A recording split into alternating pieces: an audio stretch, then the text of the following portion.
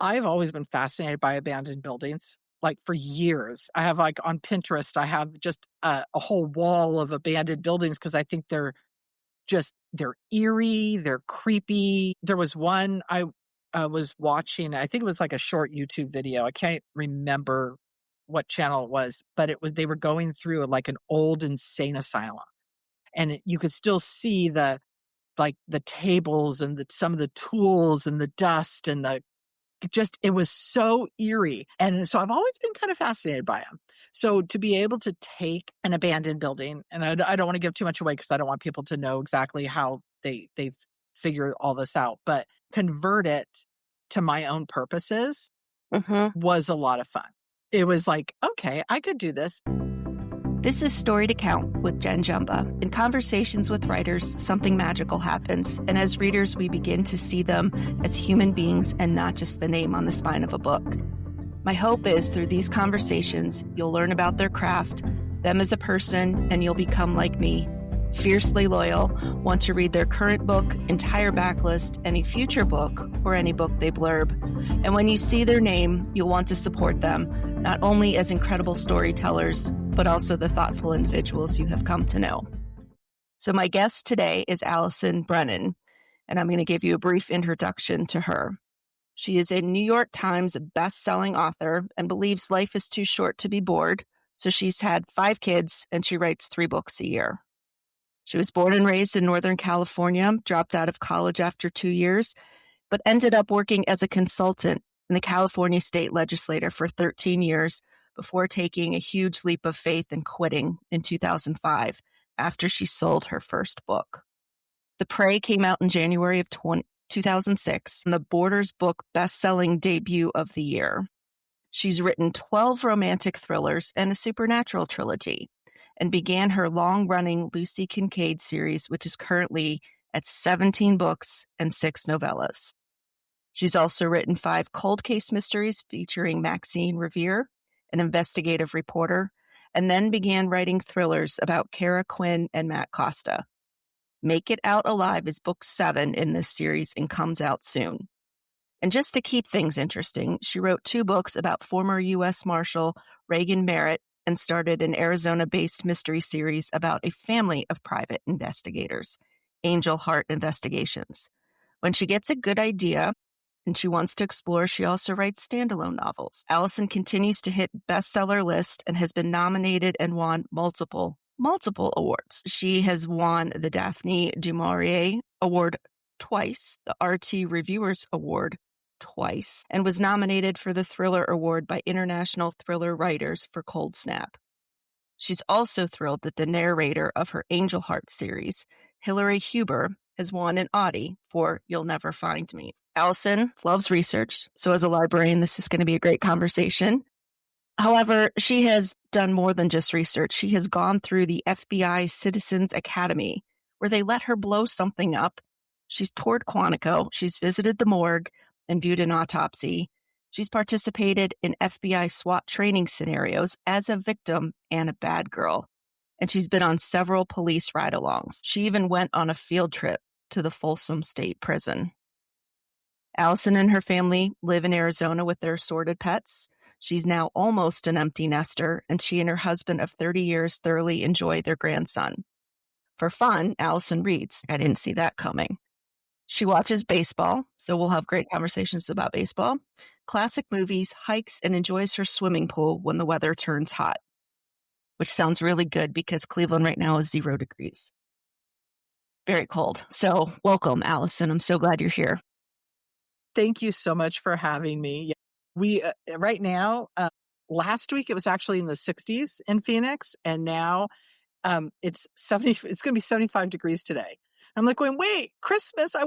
Christmas Day? It's supposed to get under 70 again. So I'm looking forward to that. Well, Christmas sweaters bound for you all. We're wearing like snowsuits and can't put our arms down like Ralphie. So, and the Christmas Story House is here in Cleveland, so we have that going for us. My husband would be jealous. He loves that movie. It's terrific. It's literally like 20 minutes away. So you're here today to talk about book number 51, which is Make It Out Alive, which is a continuation in the Kara and Matt series. Can you introduce us to these characters? Yeah. So several years ago, I had an idea. It actually stemmed from something you said, the FBI Citizens Academy. One of the things I learned when I was going through the Citizens Academy was that they have something called the Evidence Response Team. And every FBI office has one. And it's basically FBI agents that specialize in something. So when they have a complex or unusual case, and the way it was explained to me was through the Yosemite murders with Carrie Stainer, and how the evidence response team came in and was able to basically trace what happened and find the bodies of his victims. And I said, oh, that would be really interesting to have it like kind of the best of the best. They're regular agents, but they specialize whenever they're needed. So I kind of put that on the back burner. It was in my head. And then I said, well, I don't want a team focused in one area because I love research and I love going to see new places. And so I said, what if it's a mobile response team? What if it's like a pilot program with the FBI, and this is a group that go out when they're needed to basically areas. I like to use the areas that don't have a lot of law enforcement. So like the first book took place in Liberty Lake, Washington, which is a teeny, teeny little town outside Spokane, which is not a very big town, like 3 hours from Seattle. That was kind of the idea. And I said, okay, Matt Costa is going to be the head. He's a little bit of a hothead. He actually isn't as much of a hothead as I thought he was going to be when I first started the series, because characters kind of take on a life of their own as you write them. Kara was supposed to basically only be in that book. She found the body in the first chapter, and she was a detective on leave. She was only supposed to be in the first book. I thought, okay, well, maybe she would be a love interest, but she wouldn't be part of the series. Well, I fell in love with her. And so she's very blunt. She's very smart. She understands her limitations, and she also knows her strengths. And it was so much fun getting into her head that I said, okay, I have to find a way to make her part of the series. It was originally just to be the mobile response team and Matt and his team of FBI agents, because she's not an FBI agent. So I had to come up with a plausible way to get her part of the team. And that it takes a couple books. She's on loan to the FBI, but it takes a couple of books before she becomes permanent. That was kind of how I came up with them. And they evolved just as I was writing them. They kind of came to life for me. And I still didn't even know everything. Like, for example, the book I'm writing now that's due to my editor next month is the 8th book in the series, which I don't have a title yet. We get to meet Kara's father for the first time. Ooh. So I didn't know anything about him. I didn't know what was going to go on. I didn't know why he was going to come into the series, because the plot is a slightly different, but I said, oh, this is going to be fun. And so meeting him has actually been fun. And it really informs, I think, me, as well as I hope readers, how Kara became the person she is. Absolutely. And I think one of the things that I love about you all as writers is it starts with the what if. There's something that exists that most of us are privy to, but then you all take it to a different level. Well, what if? And then we were talking a little bit beforehand, characters, they just come to you, their names, who they are. How can you explain that to those of us who don't have that gift? Sometimes characters they tell me who they are. I know their name right when I start writing. It's like just pops onto the page. Maxine Revere was one. Her name was Maxine Revere. I just knew who she was as soon as I came up with the concept, she was practically fully formed. Kara, I knew her name. It just popped in my head. I said, okay, that's her name when I started writing the opening scene of that first book. But she evolved as a person for me. Max, I pretty much knew everything about her before I ever wrote a word. Kara has kind of evolved, and I've learned a little bit more with every single book. And I think, and that's kind of fun. For me as a reader, as a writer, I don't want to know everything because then I'm not going to want to write the book. Exactly. I think I can tell you from a reader's perspective, that's one of the things, at least that I enjoy as a series, is getting to see that character's development and getting to see their overall story arc. And the fact that you're introducing her father in the next book, goodness, I can't wait. because I like her a lot as a character. Yes, she's very blunt. There's a grittiness to her that I really like. And then I like the dynamic of her and Matt being placed in these extraordinary circumstances, but at the same time, you capture characters that are relatable.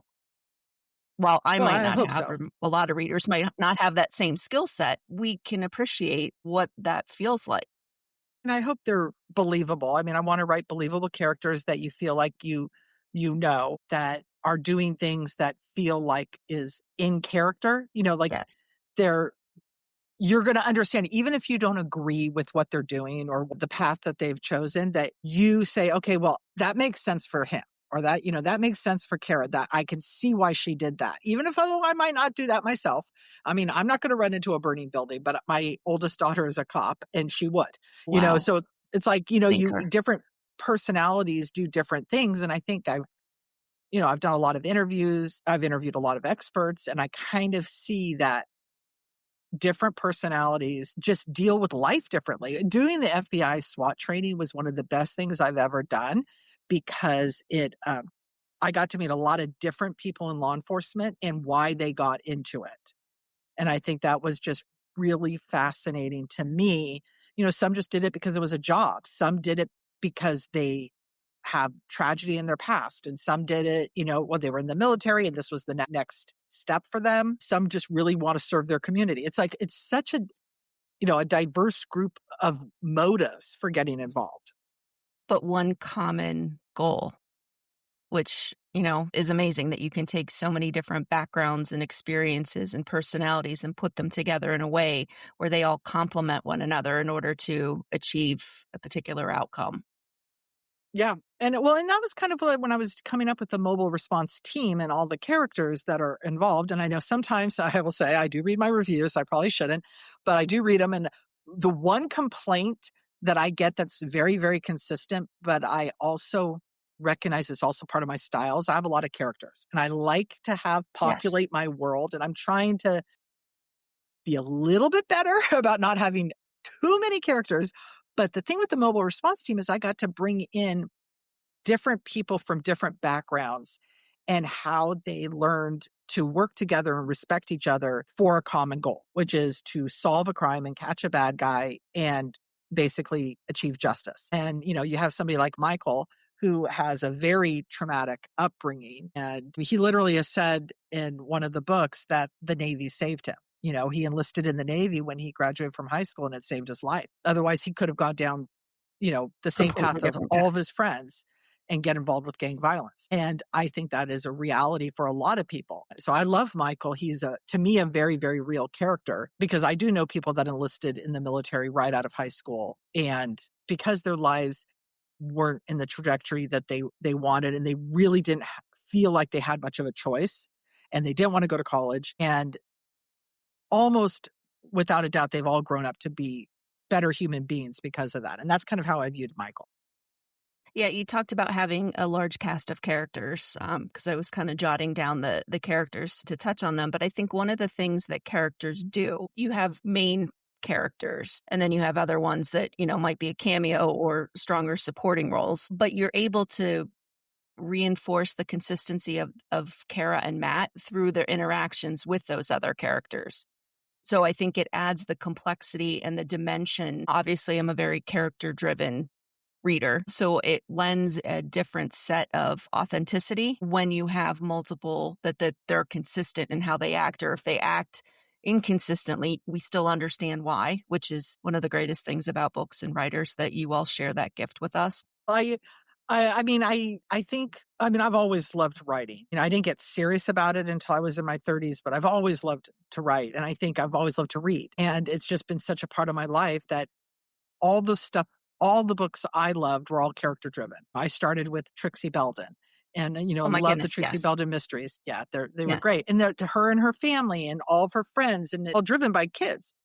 And then I Right. had, obviously Nancy Drew. And then even in the old Agatha Christie's, she built this little world with all of the suspects and I just love it. So I hope I do the same thing. And I think with Matt and Kara as being the foundation, but where I get to bring in other people to complement them, but also to have their own story. So not the book I'm writing now, but the book I'm writing, book 9, is actually going to focus a little more on Sloane Wagner, which is the newest. She's the newest one, and Yeah. she's going to go back home and basically get involved with the cold case. And then Wow. part of the team is going to come in, but not all of them. I'd like to do things like that. I like to have this cast, and then I could say, you know what? I think I really want to know more about Sloane.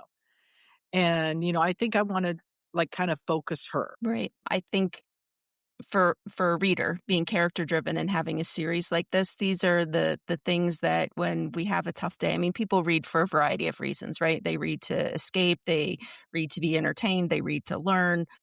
There's a gazillion reasons, the whys of why somebody will pick up a book and read, but there's something incredibly comforting as a reader to kind of settle into a book with characters that you've come to know.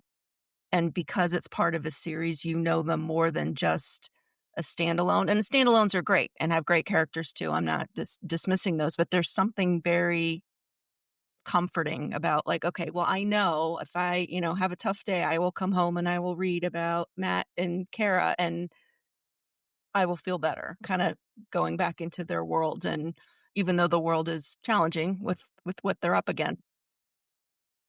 It would be boring if you were just reading a book about two characters living their life. I mean, if you were reading a book about me and my husband, it would be completely boring. We have a great life, but Yes, nothing really over the top exciting happens other than, I have a grandson, but a lot of people have grandsons. It's like, it's like we have an average, normal, happy life, But I know what you mean about series, because one of my favorite series is the J.D. Robb series, yes. and Okay. that's like 60 some books now. But Yes. every time there's a new one, you're getting back with Eve and Rourke and all the other characters, and you're completely immersed in their world. And it's like visiting old friends and just Yes. checking in on their life, even though you have it's a murder mystery too, which, otherwise I wouldn't want to just check in on their lives because it wouldn't be interesting. Right. No, I feel the same way about Louise Penny's Three Pines series. And I can remember meeting her and we were coming to the escalator at the same time from two different directions. And I'm thinking, oh my goodness, we're going to intersect.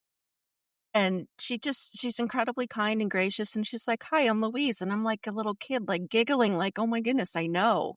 And then I say to her, your books are like my whoobies. And she just looks at me. And I'm like, it's from Mr. Mom, like his blanket that he carries around. I said, in tough day, and I go to Three Pines and I go in the bistro and I have a cafe and I have a bowl of soup and a licorice pipe and I'm good to go. And she goes, oh, that's perfect. That's what I write in. Like, just gracious. But there is that comfort as readers that you just have to know what's going to happen. Enjoy it reading as much as I enjoy writing. So, well, it comes across on the page that you enjoy doing what you're doing. That you talked a little bit about how if there was a book about you and your husband, it would be kind of boring. So let's talk a little bit, just the title, Make It Out Alive, with Matt and Kara, this situation that they ended up in. Do you want to talk a little bit about where the idea came from? Well, every book is about a what if, right? And so I've written a lot of serial killer books over the years. And so I kind of came up with this idea, a little bit of, Bonnie and Clyde, they're always fascinating, the violence and how people, when they get together, they may not necessarily be violent, but together they kind of egg each other on kind of thing. But when the FBI is called into a case like a serial killer kind of case, they usually are coming in well into the killing spree. So there's going to be a couple of victims. So they kind of come in late, but they came up with this great idea that we are going to come in, go undercover, because the female victims look a little like Kara. It's basically 3 newlywed couples have been murdered at an exclusive Florida resort. And the women all vaguely look like Kara. They're like blonde, in their 30s. And so they say, okay, well, we'll go undercover. They catch him in the first chapter. So I'm not giving anything away. They catch the guy as he's about to abduct Matt and Kara. And they know a little bit of his MO. They believe he works at the resort, but, so they have all this backstory. But as the other thing I was also doing is a lot of times law enforcement will jump the gun. I'm very pro law enforcement. I mean, my daughter's a cop. I have a lot of friends that are in law enforcement, but sometimes they do jump the gun. They know someone is guilty and they might make a misstep. And that's kind of what the whole team did when they arrested him. I mean, obviously they needed to him. He had an excuse. Was his excuse believable as to why he was in their room? Maybe, maybe not. What would a jury think?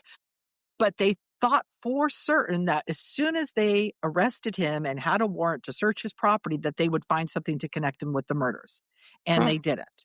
So they're stuck over that weekend. It's now, okay, he's arrested. It's up to the local law enforcement, not the FBI, to actually investigate and gather the evidence and put in the search warrants. And Matt and Kara decide to hang around just to kind of for some R&R. And, because they are involved. It's not a romantic suspense in the traditional sense, but they do have a relationship. And they said, okay, we need this like weekend to decompress. And, we'll be here if the local law enforcement needs us for anything. Because they had a week where they were pretending to be newlyweds, but they couldn't actually do anything about it. So, they had a fun, couple a night, and they go work out at the gym, and then they They're disappear. performing, right? Just a Well, performative they were nature. the entire week leading up to the Yes, arrest. right. Yeah. So that's It was like, it was exhausting. all an act. It was like Yeah. basically a lot of foreplay with no final enjoyment. So they end up, now that they have their weekend, they're going to take it. Well, then we find out, I think it's chapter 2 or 3, they don't show up at work on Monday. And it's up to the team to figure out what happened to them. And so that was fun because I didn't know. I had to actually figure out logically what would be the most realistic and believable way for 2 well-trained law enforcement agents to be abducted from their hotel room. And I had to, that actually took me a little bit of time. I had to play a few scenarios in my head. And then I had to remind myself, it is my resort. I could put cameras wherever I want them or not want them. And so I said, okay, this makes sense. Because why would there be cameras on the backside of the little cottages? Because that wouldn't make sense. That's along the beach. It's like, anyway, it is my resort. I made it all up. It's all fictional. And so sometimes every time, but you get in your head, it's like, oh my God, how is this going to happen? And you realize, oh, I can actually just change it because it's fictional. Correct. But still like believable enough that, me as a reader is not going like, how did they not see that coming? I mean, it was an innocuous thing that happened. And they didn't know he had a partner. That's the thing. They didn't know. There was no evidence, no reason to think that he had a partner. So I'm not really giving anything away because I think it's actually in the back cover copies that talks about how and it all happens pretty quickly in the book. So like in the first 40 pages, we pretty much know what's going on. But the team doesn't know that he has a partner yet, and they have to figure that out. So they all go back down to Florida and help. One of the things that I did enjoy doing was going back and forth between Matt and Kara and what's going on with them and how they're going to get out of their situation. And then the team trying to figure out what happened to them and how to find them. Or are they already dead? They think there is actually a chance they could be dead. And so they have to each member of the team has to deal with that very possibility. Right. And they're all handling that possibility very differently. I think like most people. Yeah. I mean, that's, I guess, life, right? We all handle things a little bit differently. We all have things that happen to us. One of the characters that I enjoyed is Dr. Catherine Jones. She's the team psychiatrist. I would say profiler to a certain extent, where she now, I guess, had a case prior to, didn't have the outcome that she wanted. So now she's kind of questioning herself and how they ended up in this situation. And you have, at the same time, you're kind of going back and forth between the team's perspective and then Matt and Kara, who are in a situation together trying to figure it out. Great character to help understand the psychology of things. I mean, there were things that I didn't know. I think historically, a serial killer's first victim is often somebody familiar. That's actually, I've read a lot of the FBI books that they've written about serial killers, and almost always the first victim is going to have some connection to the killer, either physical proximity, like a next door neighbor, even if they don't really know them, or like somebody they grew up with, or somebody they're related to, or somebody that if you were able to trace back to them, you'll be able to find the person. I mean, obviously not every single one, but I've read enough that it's overwhelming. I mean, because when serial killers start, it's usually a local, it's a proximity. obviously there are truck drivers that will drive all across the country killing people, and they're harder to find. But if you trace back their very, very first victim, it's probably somebody they actually knew. But sometimes you can't even find their first victim, so you Well, don't that's what know. I was just going to say. Yeah, That's if you can find their first victim to understand what the possible motivation is. yeah. So it is fascinating. I will say I've always been fascinated with criminal psychology. I've read a lot of books about it. I've read a lot of true crime, just trying to figure out how do police do things. I don't watch a lot of the true crime shows on television because I've read most of them, most of the little clips of, like articles and stuff, or I have back here, some of these are my books and some of them are all my research books. So I'll have read a lot about it. And I don't want to necessarily spend an hour listening to people talk in too slow when I could read faster than I can watch television. Right. I'm just interested in the other fact is that a lot of serial killers just look like a normal person, act like a normal person, or are charming, or kind, or the typical, like you see the news cameras show up and the next door neighbor's like, but he was such a nice guy. I can't believe this is happening. Yep. That's the way we all know the Ted Bundy story. I mean, Ted Bundy didn't look like a monster. Mm-mm. And so you can understand why people might feel comfortable with someone who just looks like a nice average person. And they're not threatening. And it is a very, very interesting psychological exercise. Yeah. Michael has some great conversation with Ryder in the book. And Michael's talking, we just have far too many questions and too few damn answers. And Ryder talks a little bit about how old traumas can return and wreak havoc in your life when you least expect it. And I think that's true for all of us, these things happening. But I think it's even harder when it's somebody who's on your evidence response team, right? Trying to keep that life or those previous traumas separate from what is happening so that your focus isn't compromised in any way.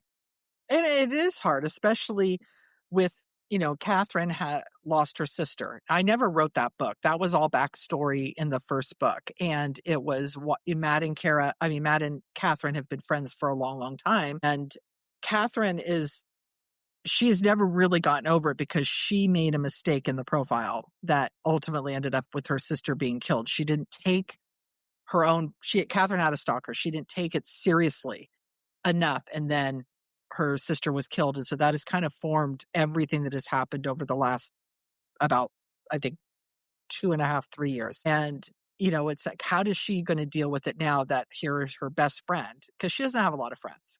Catherine is not a very likable person. In fact, I was a little worried because people really didn't like her after the first couple of books.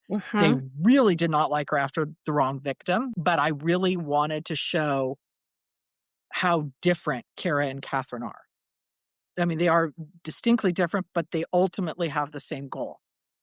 So it did take me a little while to come around with Catherine. And I think book 6, she and Kara kind of have a understanding. But now book 7 here, she's faced with having to find Matt and Kara. So I don't know. It was fun. I I enjoyed enjoy tormenting my snarky characters. I torment them a little bit. Yeah.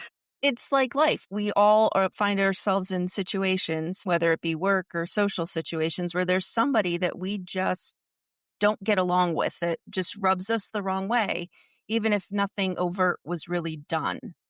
And there's always that tension that exists in those conversations where I'm like, be the bigger person, right? And at this I read a book ages ago, I don't even remember the exact title, but it was something called How to Deal with Difficult People. But it was a longer title than that. But I was working in the California legislature, and there were some people I just wanted to just I didn't. And so I read this book to kind of give me something, because I can't change people, especially people that I don't barely even know. I have to work with them. I have to deal with them.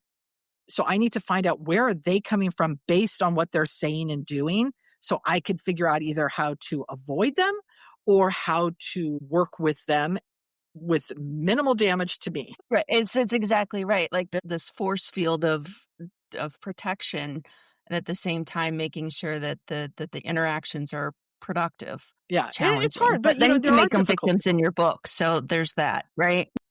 Sometimes. It's maybe somewhat cathartic.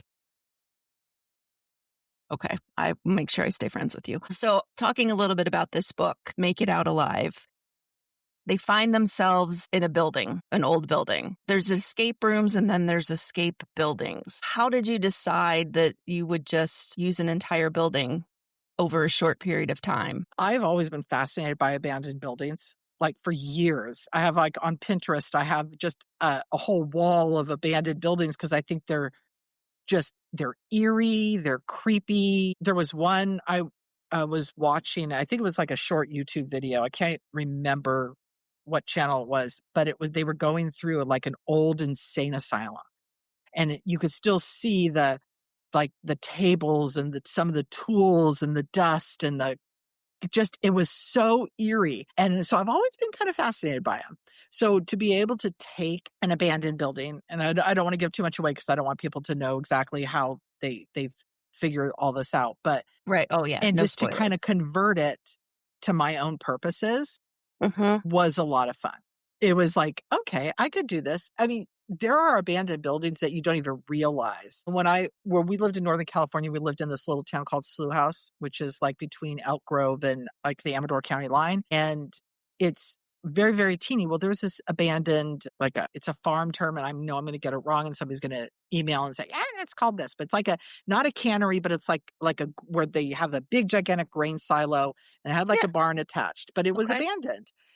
But it was right off the freeway. So you drive by it. I mean, not the freeway. It's like a little 2-lane highway. It was right off there. And so you drive by it all the time. And just over the years, because we lived there for a long time, over the years, it just slowly starts to decay. And then you could see after you get a big windstorm, maybe a little part of the roof is gone and, things like that. And so you just always wonder, okay, well, what if this was literally like in the middle of a field in Kansas where you might not see it every day? And then you get lost and you just stumble upon it. So anyway, I always see, this is how I get into the what if games. It's like, I was like, Yeah. hey, well, what if this or what if that? So I think that's terrific because I think about abandoned buildings and the stories that they must hold and tell. The library I work in is 100 years old. And I always think about things like that. We did a couple years ago a paranormal investigation. I got hugged by a ghost. Been to the Mansfield Reformatory where they filmed Shawshank. That's eerie. That's creepy. People I pay bet. to spend the night there. I don't know why, but they do. But it becomes a character in and of itself, this setting that you capture so well. The Setting is important. abandonedness. Yeah, it is really important. So Nancy Pearl talks about setting, character, plot, and language. It's kind of the 4 gateways or portals by which people enter a book. And most people aren't evenly divisible, all 4. But the setting was fantastic. And I told you before we started that there were times I was reading this and my heart was racing and I'm yelling at the book. I'm yelling at the characters and like my heart is dropping as I'm reading this. I established very early on in my career that all characters are at risk. I mean, except for the main character. Obviously, Mhm. the main characters will never, this is more of a story promise or a reader promise. I'm not going to kill off my protagonist because Okay, thank you God. I just can don't do breathe a that. little bit. Thank you. But secondary characters, all of them are at Fair risk. game. One of them was supposed to die in the first book, the third to die. One of my characters was supposed to die on the team, and I couldn't do it because I kind of fell in love with him. And so I killed off somebody else that wasn't part of the team because I just for the story and also for the character development and stuff that it had to happen. I remember Catherine Coulter gave me a blurb for the book. And she's wonderful. I absolutely adore her. And she emailed me and she says, "Oh yes, I really, really, really loved it. Except can you?" And then this character that I had killed, but can you not kill him? Can you just maybe he's just in a coma? Because does he really have to die? I really liked him. And I'm like going, I'm sorry. It just for story purposes and character purposes, it worked. And it's like, Right. I thought it would have been a cop out to have it not be a fatal injury, and that's the thing. So I established that in the book 1, characters you like may die because I don't want readers to ever be shocked if something happens. I mean, I want them to be surprised. I want them to, in everything, but I don't want them to say, "Oh my gosh, how could she do that?" Can you talk a little bit about writing this book? Because this book takes place over a very short period of time. But the book is not very short. The book is wonderful, and you keep paging and wanting to see what happens next. And with the alternating perspectives of the team versus Matt and Kara. But can you talk about how you approach writing just a condensed time period? This particular story really lent itself to a short period of time. Because one, first of all, you really do need water after 3 days. I mean, so I couldn't have them held captive for an unusually long period of time, because then it wouldn't be realistic that they would have the energy to be able to do anything after they were held captive. So I really tried to keep it in a realistic time frame for the characters to be able to do what anything that they're able to do. And also, the longer they're missing, the greater chance they're going to be dead, and how long are their team going to look for them? I mean, obviously they'll look for them, but at a certain point it would become a body recovery, looking for dead bodies as opposed to looking for living people. So the whole story itself really did lend itself to being a short. I think most of the book, other than the opening chapters, is over a 48-hour period. Right. Very And quick period of time. that's just kind of way the story evolved. Other stories like The Third to Die, the first book in this series, took place over I think 8 days. The second book took place over maybe a week. I can't really quite remember. Again, it just depends on the story. I can't even say, I mean, some stories I might even have a time break because of however it's evolving. But I generally like to keep things in a contained week or less. There were lots of nice little nods in your books, which I love talking about. Somebody who was reading a book about nurses in Vietnam, and I was like, I've read that book too. You referenced somebody talking to Agent Sylvia Black, and I was like, just nice nods to things, which is really kind of fun. And then fascinated, still, we go back to this serial killer mindset and the things that I've learned by reading this book. One, I will never be one, but talking about how adept they are at being able to read people and read people quickly. And then because they're able to do that, then they're able to exploit their weaknesses and the satisfaction that they have out of emotionally destroying people, not just physically, but emotionally. I think, not good people. I've read a lot of books about con artists. Mm-hmm. My grandma got conned out of a couple $1,000s on a scam, and it was a face-to-face scam. So now you and I are, and this was years ago. This was in the 1980s. You and I are very well versed, and most everybody that's going to be listening to this is going to be well versed in all of the internet scams. You don't click on links. You don't do this. I get literally a dozen emails every single day from author or a podcaster wanting to feature me, and all I have to do is give over my Facebook page. It's like, nah, I don't think so. And there's so many scams out there. I think we all have known somebody that has been scammed. Face-to-face scams are rare now because they're all on the internet, or they get a phone call, maybe, Text impersonating. message. Yeah, there's so much out there. Right. But face-to-face, it takes a special kind of person to be able to go up to, an elderly woman and basically con her out of $5,000. And they don't have any remorse. It's like a game to them, and I'm thinking of face-to-face is hard. You think, we hear, scamming the government out of billions of dollars and welfare fraud and Medicare fraud and all that kind of stuff.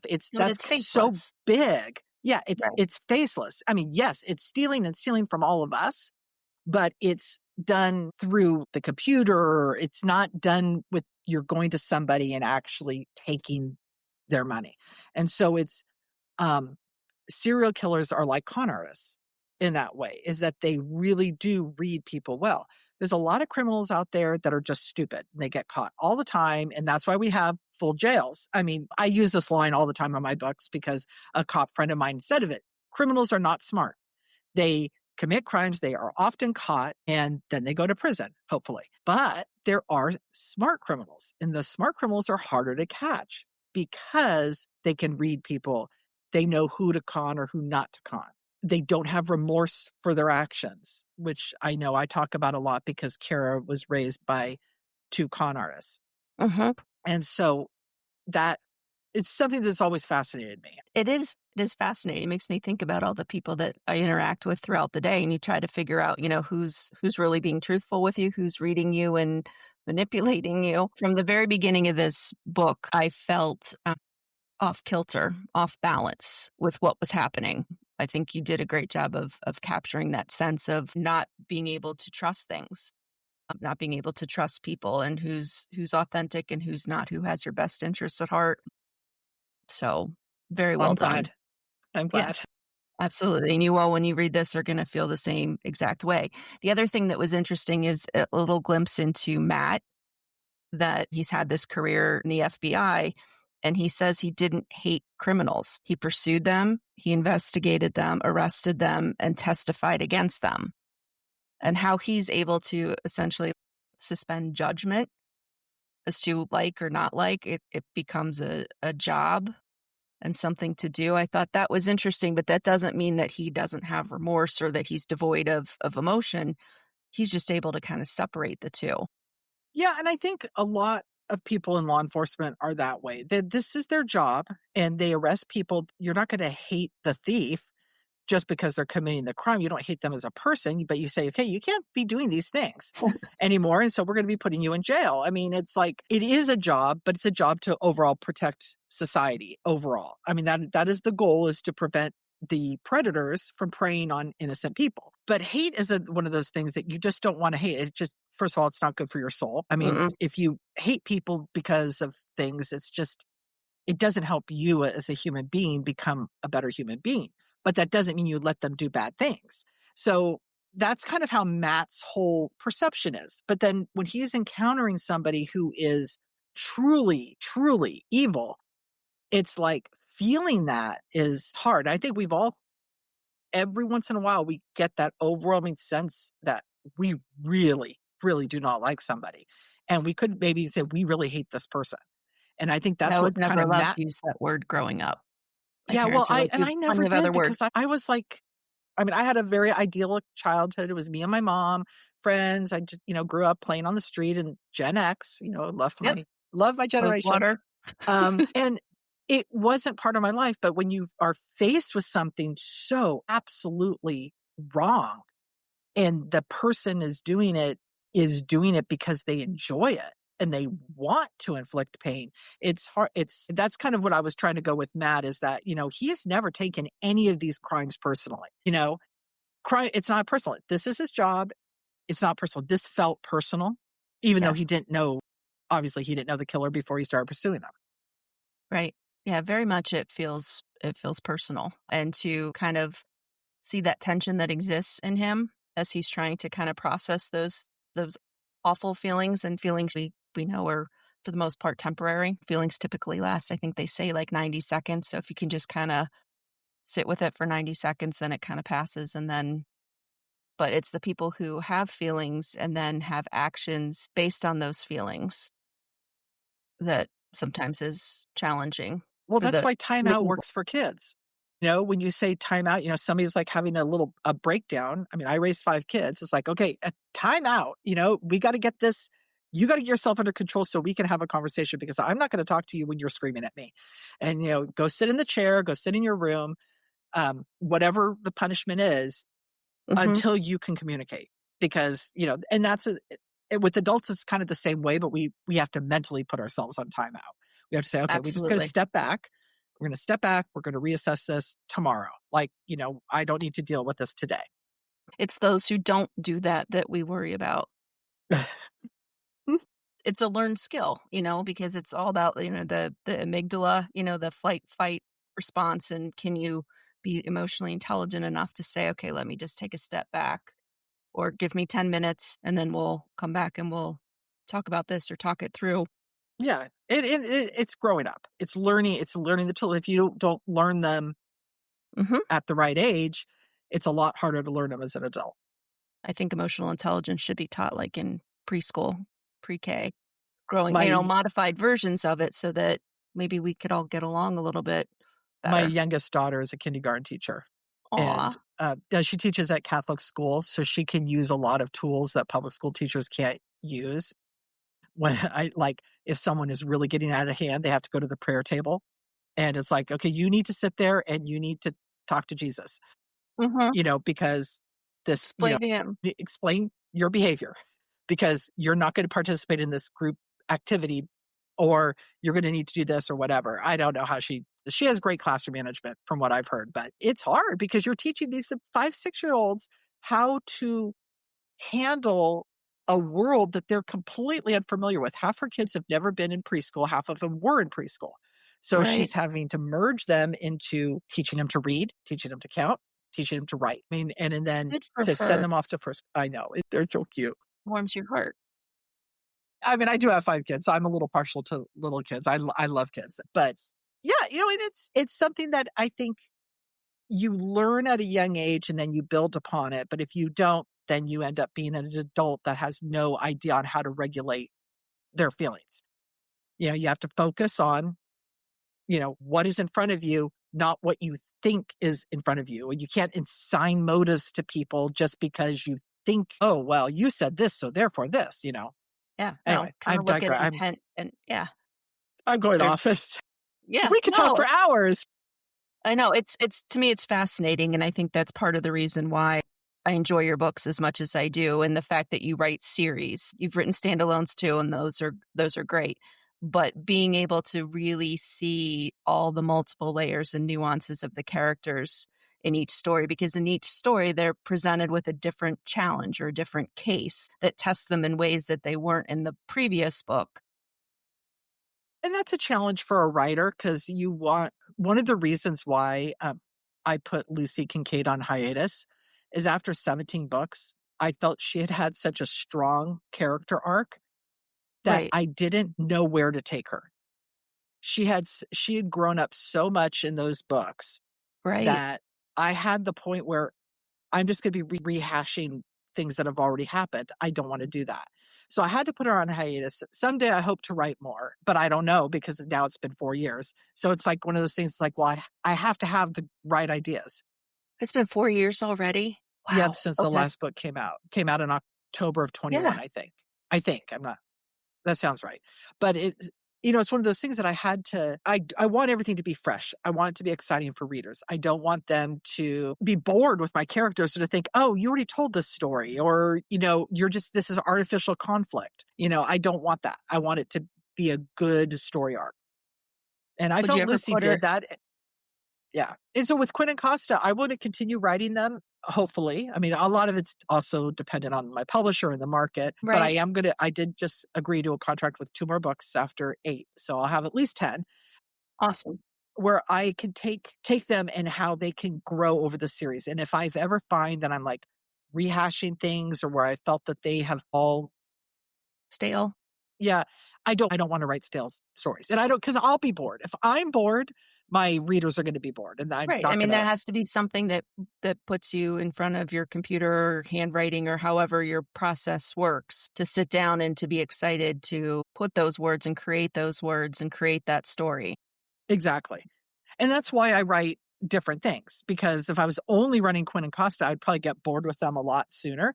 But because I'm only doing one a year, it's like when I come back to them, I get excited because it's like, oh, I've written 1 or 2 books between the Quinn and Costa books. And it's like, oh, I'm so excited to get back to these characters to find out what they're doing and da da da. And so to me, it keeps, by writing different series or writing a standalone every once in a while, keeps everything fresh. Yeah, well said. Do you ever think the characters will do a mashup? I did that once. I did, my Maxine Revere had a cold case where she solved the murder of Lucy Kincaid's nephew, and that was called Shattered. And it's a book that I feel can stand alone, but it's essentially Max. It starts with Max and it ends with Max, but Lucy Okay, is a major character in that book. So it's okay. kind I of haven't read Lucy. that series. Yeah, Yeah, I really love that book in particular because Max and Lucy are so different. yeah. They're so different. When I put them together, I didn't know what was gonna happen, and it was really, really interesting. It was fun. For those I don't know people if I'll do listening another mashup. It would have to be the right Yeah, it would have to be circumstances. the right thing.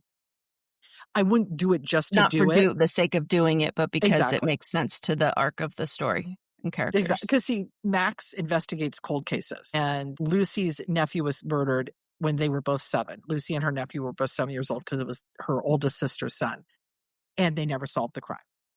And I knew little details about the crime just based on what I wrote in the Lucy series, but I had no idea what happened until I said, Max is going to solve it.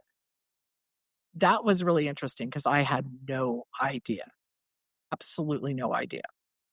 How do you keep track of when you're writing a series, all the things that you've said? I mean, probably it's all in your brain, I'm or do you hoping have it like a stays in map? my brain because what I do is I'll keep a little notebook like this. This is Angel Okay. Heart number 3, which I just finished revising. And I'll keep little notes in here, but I don't actually write a lot. I'll be there'll be a couple words on a page, or I'll have a lot of blank pages, or here's a name of a character and who he is in relation to another character. I never look at it again. It's almost like by the act of writing it down, I just remember it. I wish I had a book Bible. I was trying to create a book Bible. I wish I had one, but I really don't. What I usually do is use these when I'm doing revisions. I'll take my editor's notes and I'll just kind of jot down, okay, my editor says I need, this is a problem, this is a problem. And I'll keep a little checklist of what I need to fix in the book, and then use it as a reference sheet to make sure I do everything I need to do. Yeah. And So that their, yeah. uncle always has the same name, or, I just think to me that's fascinating that all of that is continuous and you And do. I've made some mistakes over the years where I've changed eye color on minor characters. And I remember I was writing about Noah Armstrong, who's a character in the Lucy Kincaid series.